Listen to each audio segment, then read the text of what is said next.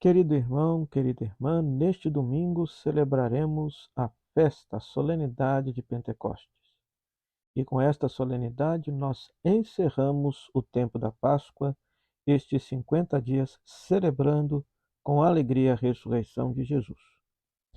Quero propor para vocês uma pequena meditação sobre cada um dos textos que a celebração de Pentecostes, tanto na missa da vigília quanto na missa do dia, propõe para cada um de nós. Sem mais delongas, vamos meditar a santa palavra de Deus.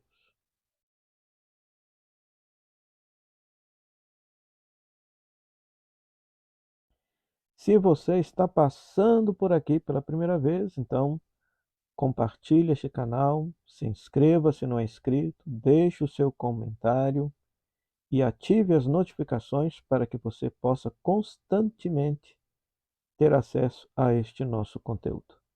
Então, nós estamos celebrando o domingo de Pentecostes. Então, se houver a possibilidade da missa da vigília, então nós temos algumas leituras muito interessantes. A primeira leitura seria Gênesis capítulo 11, versículo a 9, que é a famosa história da Torre de Babel. Por que esse texto é colocado na vigília de Pentecostes?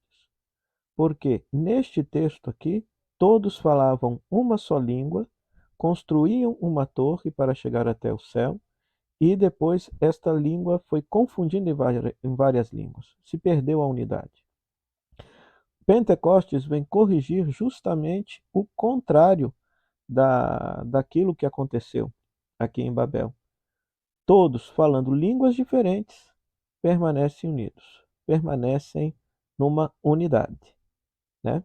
Depois, nós temos o texto de Êxodo, capítulo 19, onde Moisés sobe à montanha para estar na presença de Deus.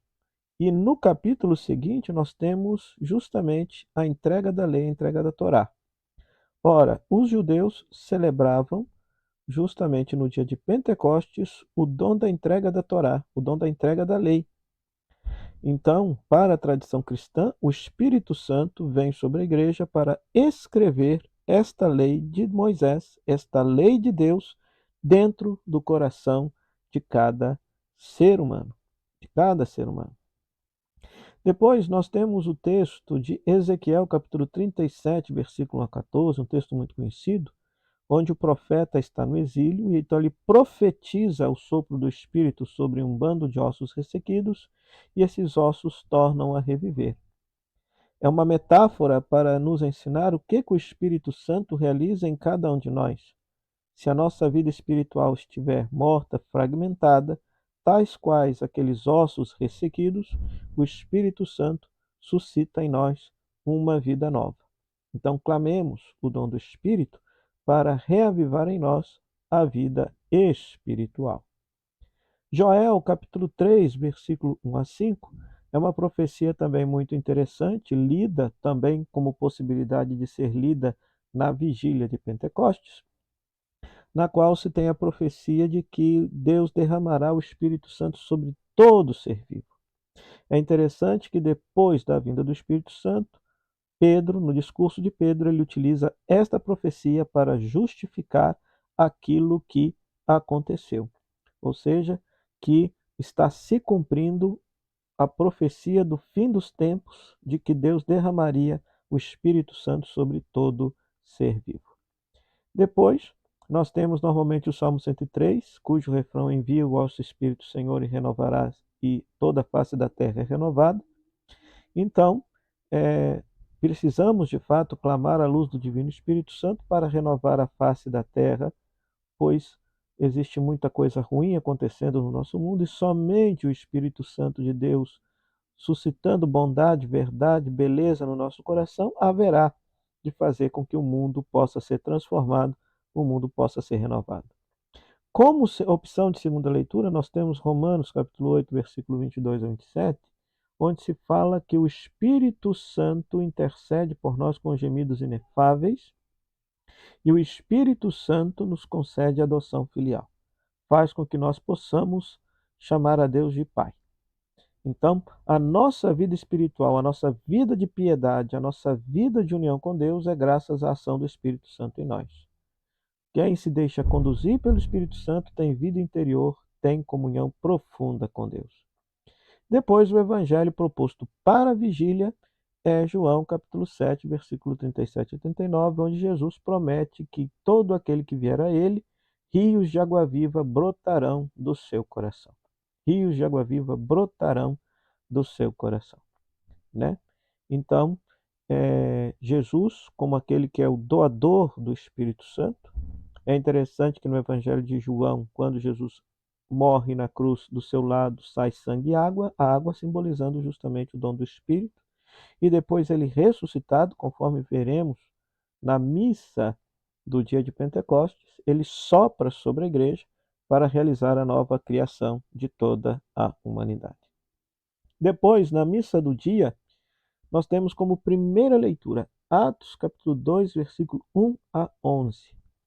Lembrando que esta cena, ou seja, a vinda do Espírito Santo na teologia lucana, se dá no dia de Pentecostes, que, repito, era a festa na qual o povo judeu celebrava o dom da lei. Então, o Espírito Santo vem sobre a igreja para escrever a lei de Deus no coração de cada discípulo e de cada discípula, e, além disso, todos, ou seja, lá no final se fala de que tinha gente ali de tudo quanto era lugar. Então, todos eles começam a entender as maravilhas de Deus na sua própria língua. Ou seja, aquela confusão de Babel é corrigida pela ação do Espírito Santo na cena e no fato de Pentecostes, do Pentecostes cristão. Aí nós temos o Salmo 103, que é o mesmo salmo, enviai o Senhor o vosso Espírito e renova-se a face da terra. E aí, como segunda leitura, nós temos 1 Coríntios capítulo 12, onde fala-se que o Espírito Santo suscita dons e carismas no corpo da igreja. Todos são batizados num só Espírito, formam um só corpo, muito embora os membros deste corpo sejam distintos e todos tenham dons e carismas diferentes, para enriquecer a igreja com dons espirituais e fazer com que o corpo místico de Cristo possa crescer. Mas é sempre bom recordar: um só Espírito para sermos um só corpo. O grande dom da unidade que o Espírito Santo concede a todos nós. Pode ser lido também Gálatas, capítulo 5, versículo 16 a 25, onde se vai falar dos frutos do Espírito Santo. Os frutos do Espírito Santo. Então, aqui nós temos uma lista de vícios e uma lista de virtudes, para fazer-nos perceber se nós estamos nos deixando guiar pelos nossos instintos egoístas ou se nós estamos nos deixando guiar pelo Espírito Santo de Deus.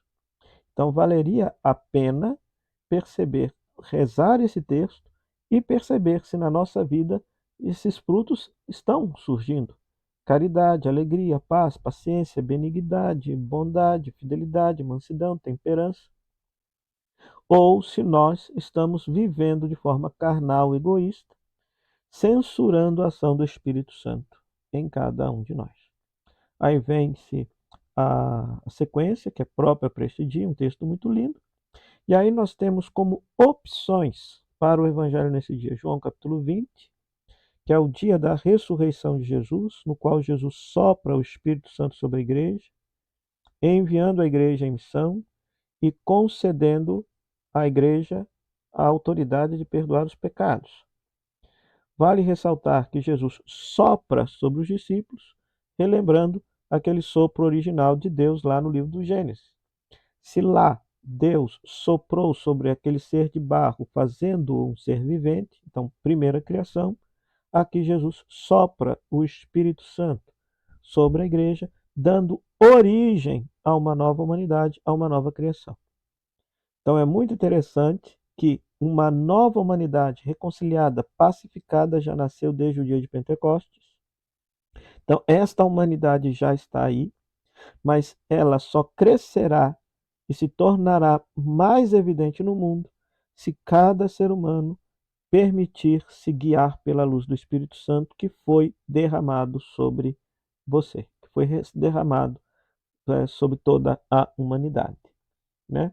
E existe também uma segunda possibilidade de evangelho, que é João capítulo 15, versículo 26 a 27, e João 16, e um trecho do capítulo 16, versículo 12 a 15, quando fala assim: quando Jesus, se despedindo dos discípulos, vai dizer que ele vai para o Pai e que, quando vier o Espírito da verdade, vos conduzirá à verdade plena.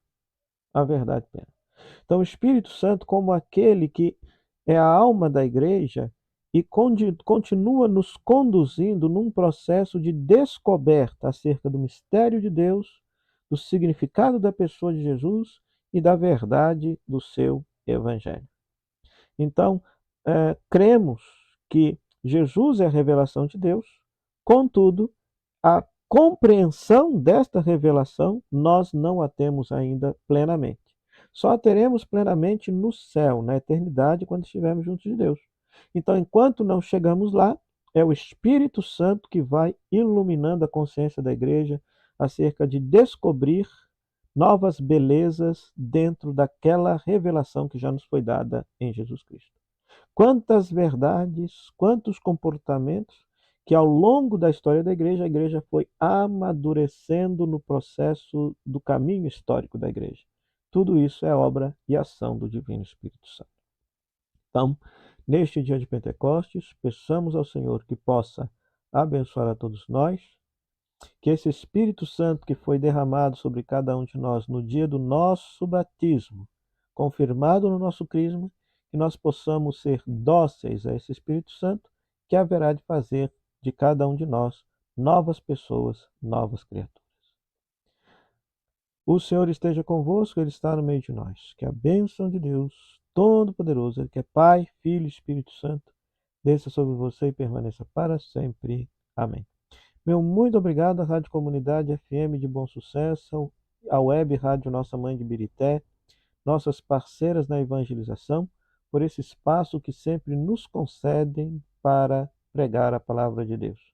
A você, querido rádio ouvinte internauta, também o nosso muito obrigado.